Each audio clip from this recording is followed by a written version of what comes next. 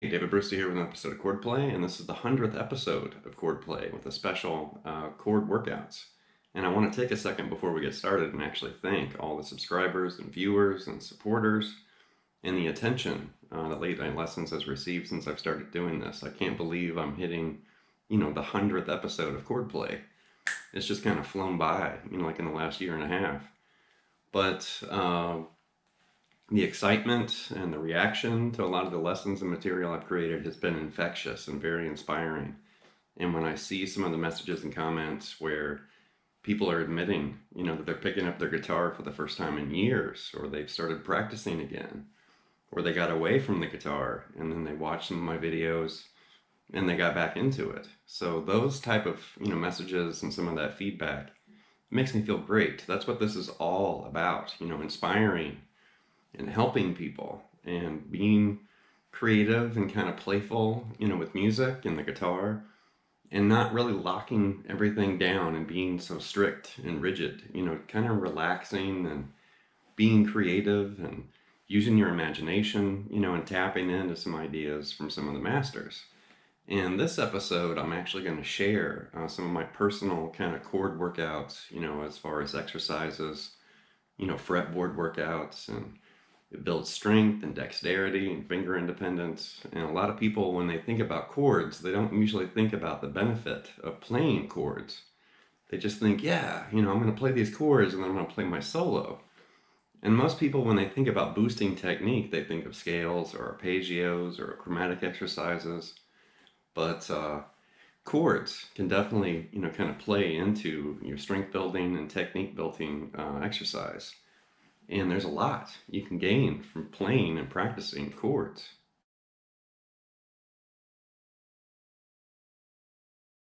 I do have to start this lesson with some sort of warning. So you definitely need to move through this material very slowly. Don't go too fast, or don't go, don't plow through it too quickly. You definitely want to take your time and just slowly kind of move through some of these ideas. And you definitely don't want to start with this. You might want to run through a couple picking exercises or scales or something to kind of get the blood flowing, and then you can start kind of doing some of these workouts. And, definitely move through everything really slow. If you feel any pain or any kind of uncomfortable, kind of shooting pain or anything in your hand, your wrist, your forearm, your arm, anywhere, if you feel any pain, stop. Like wherever you are, whatever you're doing, stop whatever you're doing, put the guitar down, maybe take a short walk or get a drink of water or something, or whatever you need to do, and then come back. And if you're still experiencing pain, like whatever it was you were doing, then stop whatever it was you were doing. Like don't continue and play through that pain. So it's really important to, like if you get stuck somewhere and you can't, stretch or shift or move further, then stop. It's okay to kind of take a break and then come back to it, the next day or a few days later, and gradually begin increasing your technique and stretching and dexterity and ability. The first example here, we're actually going to look at two chords that's going to be the basis of the first part of this, episode of this lesson. And the first chord actually has appeared in a few episodes of Chordplay, just naturally kind of appeared. And we didn't really use, the chord in an exercise like this. But we have seen this in a couple episodes. It's popped up. And that's going to be an E7sus4, and it sounds like this. And that's an interesting chord because we have, one finger per string and per note, and per fret too. So that's challenging. And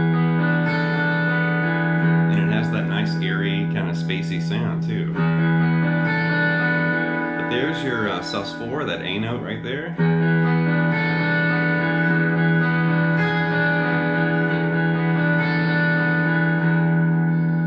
Chord we're going to look at is a mutation of that, and it's going to keep the first two notes, but we're going to relocate, change the fingering, and we're going to play this. And that's basically an E minor flat 13. It's similar in form to the chord we just looked at, but it kind of feels like it's backwards. We had this, and it feels like part of the chord kind of flips back like that. So E7 sus4, and E minor flat 13. And the flat 13 is that C note right there.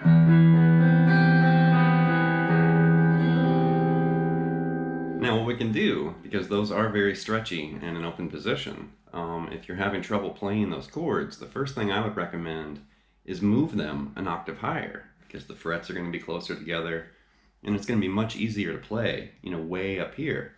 So if you're having trouble with this, you know, either of those chords, just relocate them way up here. Now if you have an acoustic guitar that doesn't have a cutaway, you know, you might have trouble getting up there. But for most of you watching this, especially if you're playing an electric or an acoustic with a cutaway, you can safely, you know, reach that chord pretty easily. So there's the E7sus4 and then the E minor flat 13.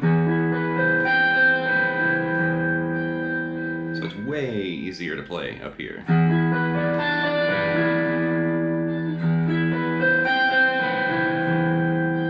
Alright, the next exercise I've called I don't know what key this song is in. And that's literally the name I'm going to give it. I don't know what key this song is in. But if you were having trouble with those lower position, you know, forms of those chords, the E7sus4 and the E minor flat 13, then this is your exercise. This is going to help you build some stretching ability and some strength. And it's just a good, simple exercise. You know, we're just going to walk through this. So don't worry about impressing, you know, your neighbor's dog or trying to shred through these exercises. Go through everything really slow. You know, these are workouts and warm-ups. Don't worry about playing them fast, right? So what we're going to do is we're going to take that, you know, E7sus4, and we're going to do this. And this is why I've called the exercise, I don't know what key this song is in. Because we're doing this very slow.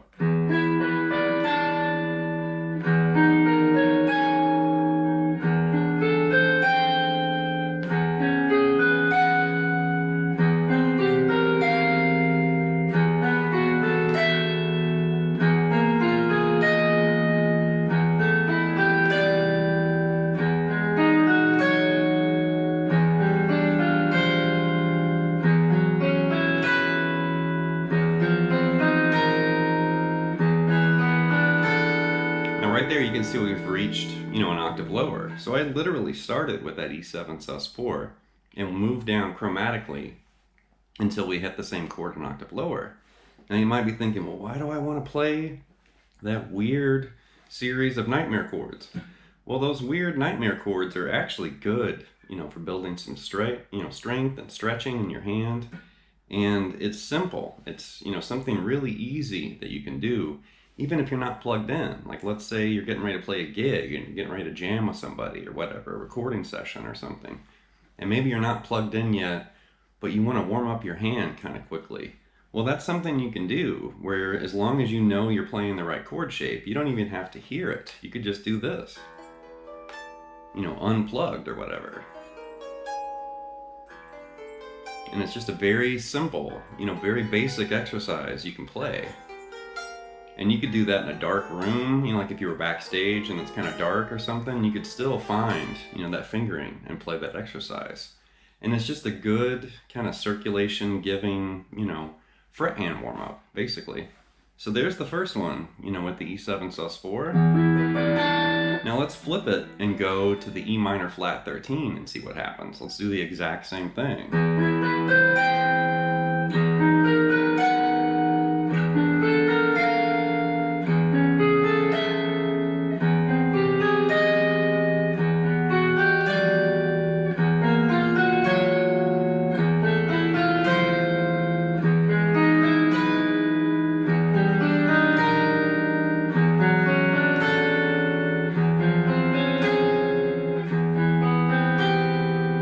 It's important to make sure every note is clean. Like you don't want any buzzy notes in there or any, you know, mistakes. You want to play each note of each chord as you move it, you know, cleanly without, you know, any buzzy mistakes or any flubs in there. So that's a good exercise to just kind of get started, you know, get the circulation, get the hands kind of on the fretboard. And that's something you could play before you even started, plugging into your guitar or started playing, some lead or some licks or something. Just something to get your hands acclimated to the fretboard. The next workout actually is a variation of something I saw Frank Gambale do. Frank Gambale's a monster guitar player, thunder from down under. But, he basically was showing this exercise. I think it was like an old guitar player, lesson. But he was showing an exercise using major and minor add 9 chords. And when I saw it and worked on it, I liked it. But I kind of modified his idea, over the years and kind of made my own version. And this literally sounds like I'm trying to write, like the soundtrack to a horror movie. It sounds like it could be Buckethead's new song or something. Because they're all minor add 9 chords. Now, if it's too moody and too spooky for you, I realize I probably watched way too much Scooby-Doo when I was a kid, but if this is too eerie and creepy, you can change all the minor add 9s to major add 9s, and then suddenly it'll sound brighter and happier. But I don't usually play that version. I usually play the darker, Scooby-Doo version, something like this. And we're actually going to start way up here, and this is an A minor add 9, and then I'm going to move to E minor add 9. And I'm just going to basically move down in whole steps and work my way down to open position an octave lower, and then I'm going to work my way back up to where I started. And I'm going to go nice and slow. There's no rush here at all. Something like this.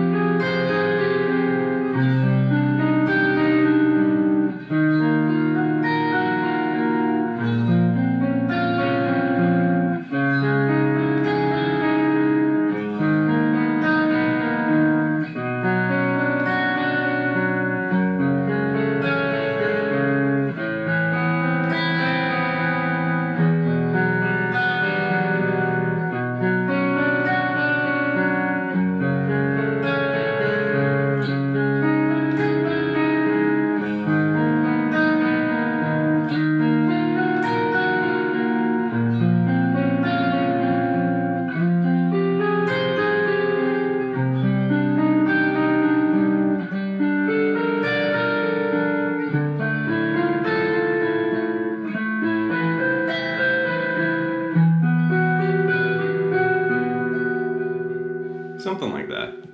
And I'm basically just slowly moving my way, from chord to chord. And as you can see, it's not, busy. I'm not moving and shredding or flying my way through that.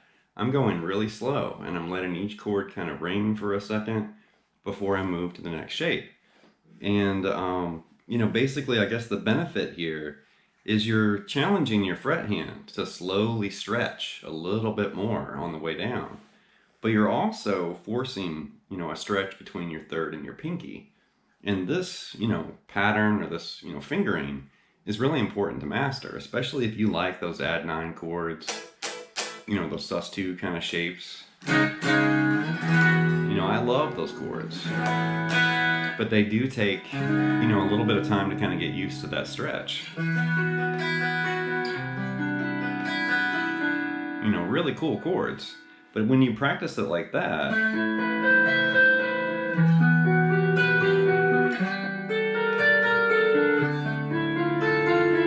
it has a nice sound to it, even though it sounds very moody and mysterious, but it has this kind of flow or progression. And you're just slowly kind of, moving your way down and then slowly kind of moving your way back up. And those type of exercises I think are really interesting because it sounds good, as long as the spooky nature of those chords doesn't, frighten you or something. But it sounds good. It sounds like music. It sounds like something you might hear in a song, even though it might be more like, something you hear from Buckethead or just some really moody like King Crimson or something or whatever.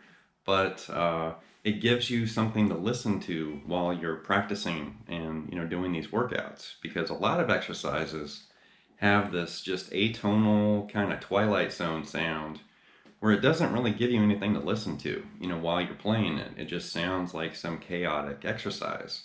But with things like that, I really do like melodic exercises where I'm working on something more than just the technique and warming up. there's something else kind of in there too. The last example here is another one of my personal kind of chord-based, exercises or workouts. And this is kind of a melodic, arpeggiated idea. And we're starting with this C sharp minor 9, and then it's going to change to a C sharp minor add 9. And I'm doing this.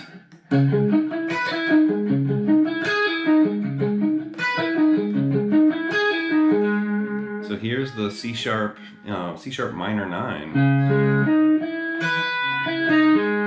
and then the C sharp minor add 9.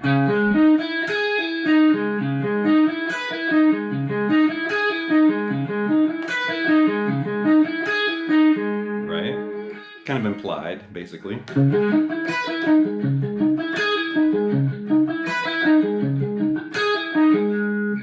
To this, and that's going to basically be an A major 9. So right there. And then we're going to change this basically to F sharp right there the second time, and that's going to change it to an A major 6-9, or just A 6-9. Like that. But I really like those two chords. It almost sounds like it could be part of a song.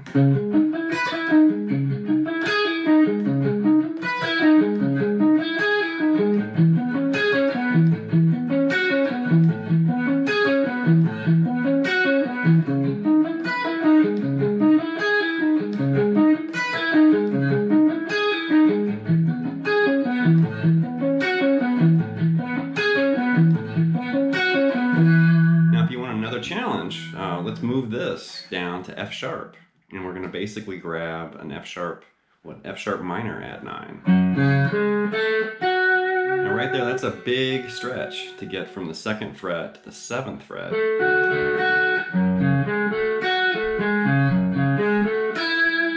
And the second time through, it just reverts back to an F sharp minor 9, like that. So that first one, that's a giant stretch. So you want to make sure you're already good and warmed up, before you try to play something crazy like that.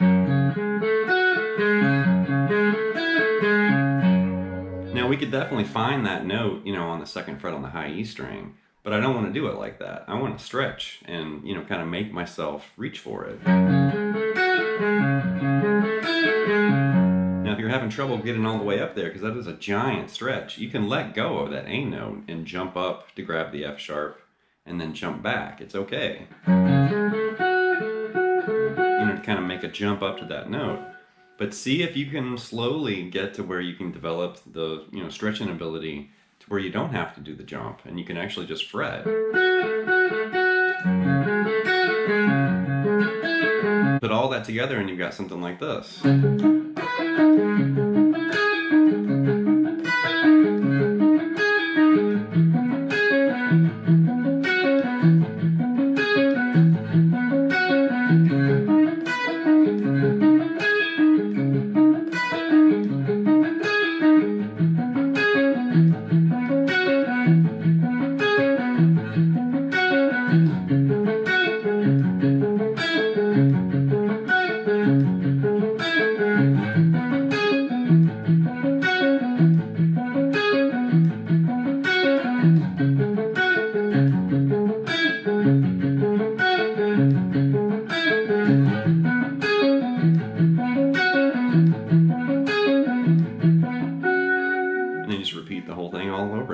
There's a lot you can gain from studying chords. I'm a chord, connoisseur, I guess. I love chords, chord progressions and different voicings, and, I'm definitely a chord nerd, where it's just like, yeah, I've never played that chord. What is that? And I get excited. I get excited about licks and scales and arpeggios and stuff too. But chords, really do kind of thrill me, where if I find a new shape or I hear a different twist on a progression, or, just watching somebody like Eric Johnson or John Petrucci or even Van Halen, Jimmy Page, David Gilmour, Michael Hedges. There's a whole bunch of chord influences that I've had over the years. Ted Greene, of course, Lenny Breau. There's a ton, of just great chord-based guitarists that just have a ton of all these great ideas. Satriani, of course. But yeah, I love chords, but I also love the benefit of working with chords, building strength and dexterity, stretching, kind of helping you become more aware with the fretboard and notes, on the fretboard and intervals and things like that. So chords are extremely useful and can be your friend. You just have to spend some time working with them and understanding them. And then the next thing you know, they're on your side, and they definitely enhance the things that you play when you're playing a solo or a lead or some licks or whatever. So chords are really important. All right, leave some comments and some feedback. Please subscribe to Late Night Lessons, and I'll be back before you know with more content and material. Thank you.